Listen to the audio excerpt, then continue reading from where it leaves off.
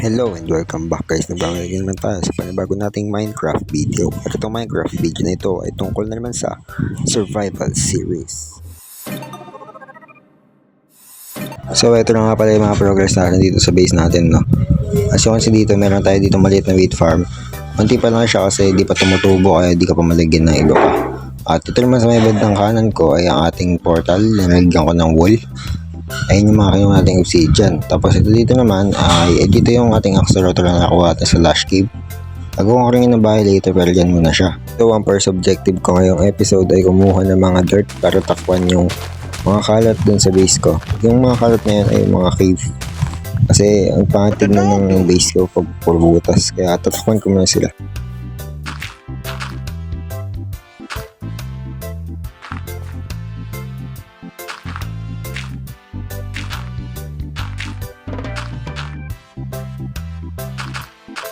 Okay, tapos na yung isa. Ngayon dito naman sa may kabila, sa may baba. Tanggalin nga tong bamboo na to, nakarang. Okay, 2 down.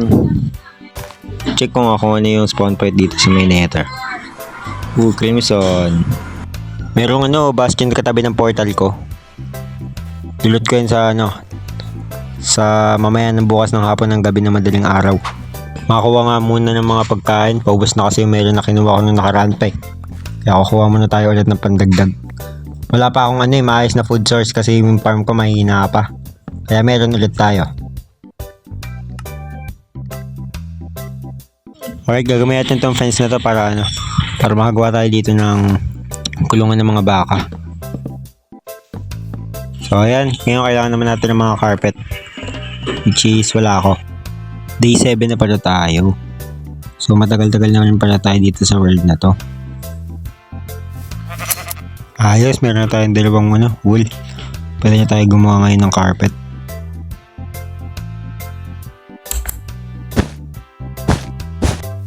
Makakuha nga ng mga leaves para para makagawa ng bone meal.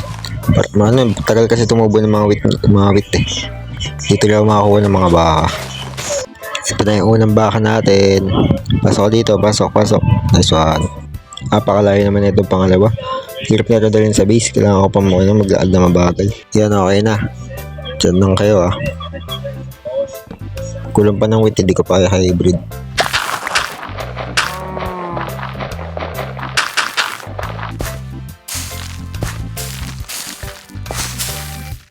Alright, naubos na. Pero at least marami na tayong wheat ngayon. Pwede na natin i-breed yung mga cow natin. Okay, ayan. Sila mag-breed dyan. Yan na, the parrots and the bats. Punta muna tayo na nether. Kailangan ko na soulsan para makagawa na ako ng bubble elevator para mapabigyan tayo ng mga diamonds pa nung mas madali. Paano naman tayo dito bababa? Ito naman napakadelikado nyo, napakalalim. Sigurado dedo tayo dyan pag nalaglag tayo. Ang labo kasi masyado ng crimson forest. Parang imposibleng makahanap ng dito. Ayun ako, ay palaman to. Parang imposibleng makahanap dito ng soul sand. Wala akong makikita ng soul sand kahit saan. Puro kasi crimson forest. Try natin bumaba pa. Baka mayroong soul sand dito sa bandang kabila. Di abot, kailangan pa ng mga blocks. Tinulang na ako ng blocks. Kunin lang natin itong mga puno.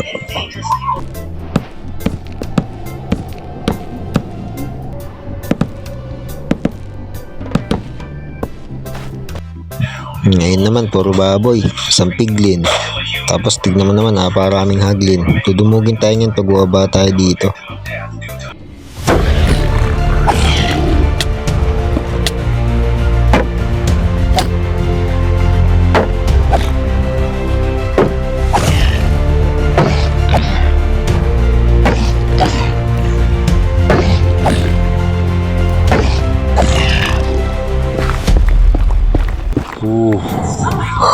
Mantika tayo dun.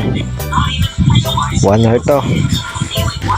Kanina kasi pagkain natin, tagal ko mag-region. Huwag tayo ng ibang lugar, delikado talaga dito. Naglag kasi ako kanina habang nagbe-bridge Balik na siguro tayo, tagal ko na rin naglalakad Dahil ako mahanap ng soul sand Meron pala ako dito mga gold ore dito. Kung kanina ko pa ito dinala, sana nakuha ko na yung soul sand na hinahanap ko, diba? Nasira sword ko, nakakuha ng bamboo. Nagawa na nga ako ng diamond sword para sulit na yung pagka-craft ko. Tabi natin yung iba natin diamonds kasi hindi ko pa naman sila kailangan sa ngayon. Lupag na tayo na panibagong chest kasi puno na yung una. Tapos dito na tatabi yung mga bamboo na nakuha natin.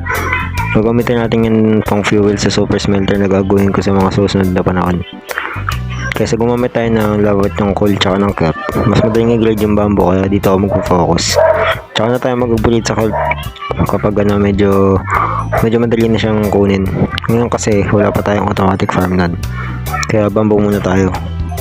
Alright, makapag-barter na tayo sa mga piglin. Lagyan na natin sila dito sa butas.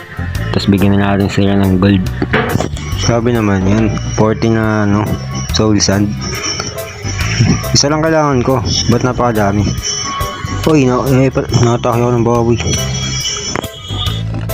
Kagi ko, pati tuloy yung mga piglin. Natake na ako, na-hit ko sila kanina gamit yung sword. Aksidente. Naku, mamatay ata tayo dito. Muntikan na ako dun Pero at least nakakuha na tayo ng mga soul sand. Magagawa na natin yung elevator. So ito na nga pala yung mga nakuha kong items Napakarami nila. Look at this, look at this. This is the power of soul speed 3. Ready, go! Oh, napakabilis siya. Pag nasa soul sand body tayo, ganyan tayo kabilis Dami kasi ng element, napalinis pa tuloy. Anyways, meron na tayo ditong brand new tools. Nakaka-craft lang natin. Brand new na bago. Brand new na bago pa.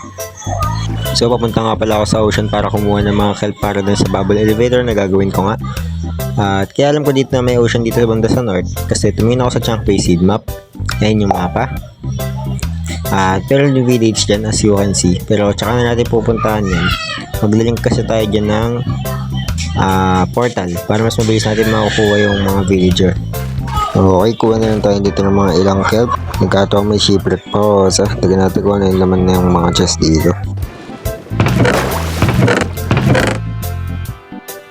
Yun, ang daming iron. Gagi na lulunod na ako. Meron tayo dito ayan. Only oxygen kahit nasa ilalim ka na ng tubig. Yo, so nakabalik na tayo. Meron tayong 64 and 28.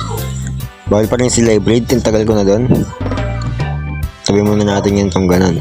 Simulan na natin yung pero bago yun, meron pala dito ng patatas. Tingnan muna natin to. So simulan na natin ngayon yung paggawa ng bubble elevator. Alright, may cave dito. Hindi ko ito napansin nung una. Start doon pa rin tayo. Uunahin natin yung pababa. Hilo ko. Uy, nabuhay pa, 3 hearts. Ito tayong pinigminahan ko yung nakaraan. Abot kaya yung blocks ko dito pag umakyat ako. Sheesh, diamonds. Oh, meron na naman dito. Swerte agad Di pa akong sisma na mag-mining, may dias agad Oh, meron pa dun. Alright, tapos na yung ating bubble elevator. Dito na tayo magmimina. Si one seat, yan. Kita, fully functioning, high quality. Gabi na rin, tulog na tayo. Now we can make the chest plate, leggings, boots, helmet.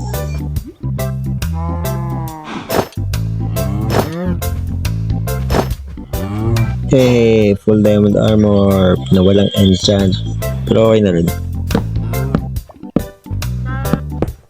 Okay, makapag-enchant tayo kahit level 1 enchants lang. Ilulot na natin yung bastion remnant na nakita ko sa nether. Eto nga, full enchanted na tayo. Makapalagyan na natin yung mga baboy dun sa bastion remnant. Here we are. Ilang beses kaya tayo mamamatay dito.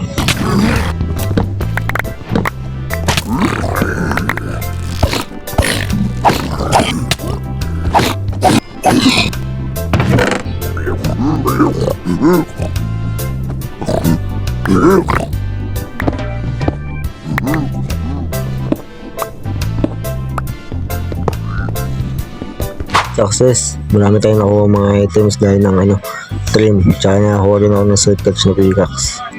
Kaya pwede natin ilipat itong mga box na to. Siguro dito ko muna tatapusin itong video na to. Maraming salamat sa panonood nyo. Peace out!